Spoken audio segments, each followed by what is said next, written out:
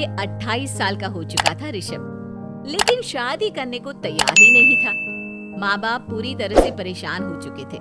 जब भी किसी लड़की का रिश्ता ऋषभ के लिए लेकर आते तो वो शादी करने से साफ मना कर देता, चाहे लड़की कितनी भी सुंदर, कितनी भी अच्छी क्यों ना हो। ऋषभ के माँ बाप को इसकी वजह समझ में नहीं आ रही थी। अरे ऋषभ बेटा, अच्छी खासी नौकरी लग गई है, दिखता भी इतना अच्छा है, आखिर बात क्या है, तुझे शादी क्यों नहीं करनी?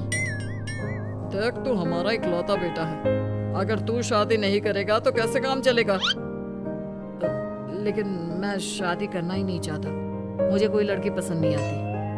अरे बेटा, अगर कोई लड़की तुझे पसंद हो तो उससे शादी कर ले, हमें कोई ऐतराज नहीं है।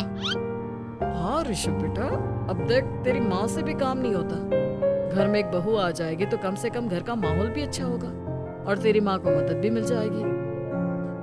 लेकिन मम्मी पापा कहा ना, मुझे लड़कियां पसंद ही नहीं आती। अरे लड़कियां पसंद नहीं आती तो क्या लड़का पसंद आता है? वो तो वक्त आने पर ही पता चलेगा।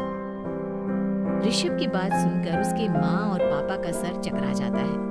कुछ दिनों के लिए ऋषभ अपने ऑफिस के काम से शहर से बाहर जाता है और जब लौट कर आता है तो सामने का नजारा देखकर उसके माँ पापा बेहोश होते होते रह जाते हैं। अरे ये क्या, ये तुम्हारे साथ कौन है?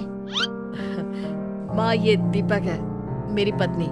हम दोनों ने शादी कर ली है।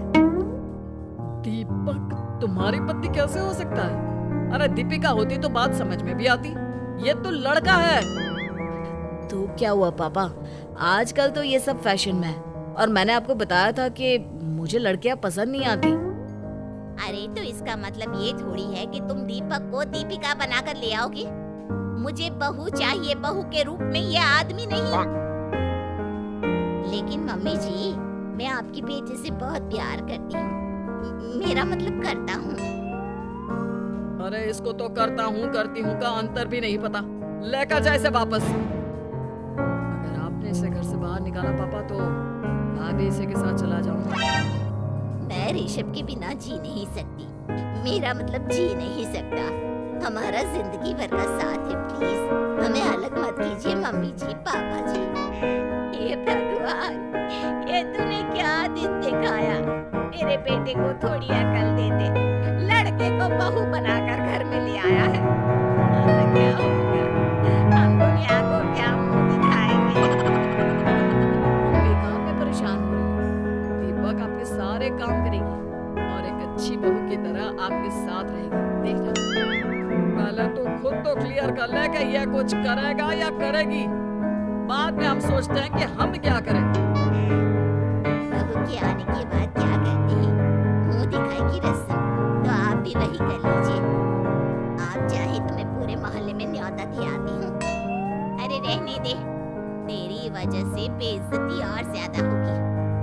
आई बड़ी, अब मेरा मतलब है आया बड़ा न्योता देने वाला। अगले दिन सुबह के बाद दीपक बड़ी नजाकत से चलता हुआ सबके लिए चाय बनाकर सुबह सुबह बालकनी में आ जाता है।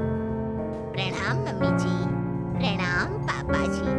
ये देखिए, चाय बिल्कुल आपकी पसंद की है। मुझे ऋषभ ने सब कुछ बता दिया था कि आपको क्या क्या पसंद है। हे भगवान, ये सब क्या हो रहा है? ये क्या नौटंकी है? नौटंकी कहाँ है?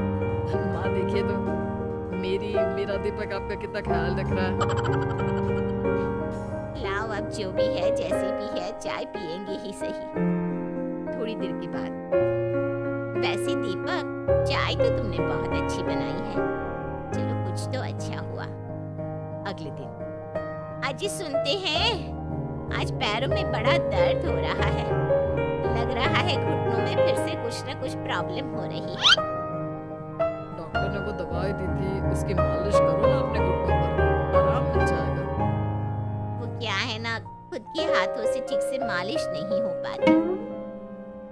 अरे मम्मी जी, आपको परेशान होने की क्या जरूरत है, मैं हूँ ना, लाइए मैं आपके पैरों पर मालिश कर देता हूँ, मेरा मतलब कर देती हूँ। अरे रहने दे, रहने दे, घर में बहू होती तो सेवा करती, यहाँ तो आदमी बहू बनकर बैठा हुआ है। मम्मी जी नाराज मत होइए, एक बार मुझे मौका तो दीजिए आपकी सेवा करने का। अच्छा ठीक है, ये ले दवाई लगा दे। दीपक बहुत अच्छे तरीके से घुटनों की मालिश करता है। थोड़ी देर के बाद इतना आराम मिल रहा है क्या बताऊं, ऐसा लग रहा है मेरे घुटनों में कभी तकलीफ थी ही नहीं। लगता है तुम्हारी लड़का बनी हुई बहू तुम्हें पसंद आने लगी है। ऐसा कुछ भी नहीं है, वो तो बस इतने अच्छे से मालिश की इसलिए मैंने इसकी तारीफ कर दी। मम्मी जी पापा जी आपस में लड़ाई नहीं करते। अच्छा आप ये बताइए शाम के खाने में क्या खाएंगे? पनीर दाल मखनी पुलाव कुछ भी स्पेशल बता दीजिए। अरे भाई ये सारी चीजें मुझे तो खाने में बहुत ही पसंद है। तुम क्या कोई औरत हो जो पनीर दाल मखनी बनाओगी? हाँ, अरे लड़का हो तो लड़के की तरह बिहेव किया करो ना। भले ही मैं लड़का हूँ तो क्या हुआ, अब तो मैं ऋषभ की पत्नी और आपके घर की बहू हूँ, तो मुझे उसी तरह से रहना पड़ेगा ना। अच्छा ठीक है, जो तुम्हें पसंद है बना लो। आदमी रसोई में खाना बनाते हुए कैसे लगते हैं, जरा मैं भी तो देखूं। शाम को दीपक सबके लिए अच्छा सा खाना बनाकर डाइनिंग टेबल पर लगा देता है। ऋषभ ऑफिस से जब लौट कर आता है, सब लोग खाना खाने के लिए बैठ जाते हैं। अरे वाह, क्या गजब का पनीर और दाल मखनी बनाई है। ऐसा जायका तो होटल के खाने में भी नहीं आता। दीपक कितना अच्छा खाना बनाती हो, मेरा मतलब बनाते हो। तुम्हारी इसी अदा की वजह से तो मुझे तुमसे प्यार हो गया। अरे बहुत हो गया, आदमी होकर आदमी से प्यार करते हो। अरे लेकिन कुछ भी कहो, जरा खाना खा कर तो देखो ऋषभ की माँ, मजा आ जाएगा। हाँ वैसे बात तो आपकी सही है, खाना तो वाकई में लाजवाब है। इतना स्वादिष्ट पनीर तो मैंने अपनी जिंदगी में नहीं खाया।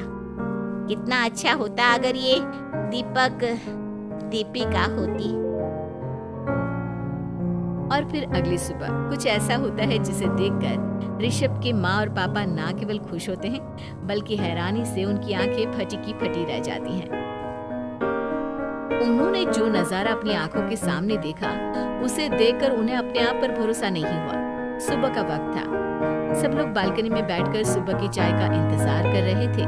तभी रसोई में से एक बहुत ही खूबसूरत लड़की जिसके लंबे लंबे बाल थे और जिसने साड़ी पहनी हुई थी, हाथ में चाय की ट्रे लेकर वहाँ आती है। अरे ये कौन है?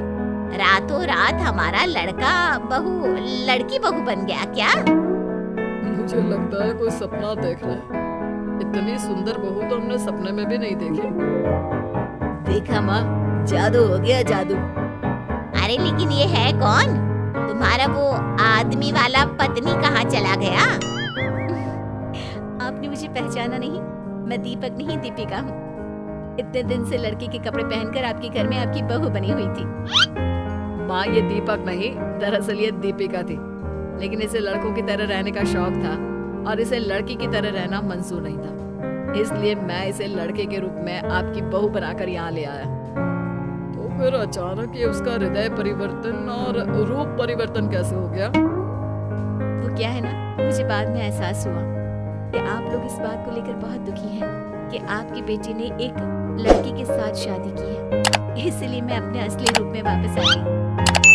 हमने कोई पुण्य कर्म किए होंगे जो तुम्हारे जैसा, मेरा मतलब तुम्हारे जैसी बहू मिली, इतनी खूबसूरत और इतना ख्याल रखने वाली। भला हो भगवान का कि हमें लड़की बहू मिली है, लड़का बहू नहीं।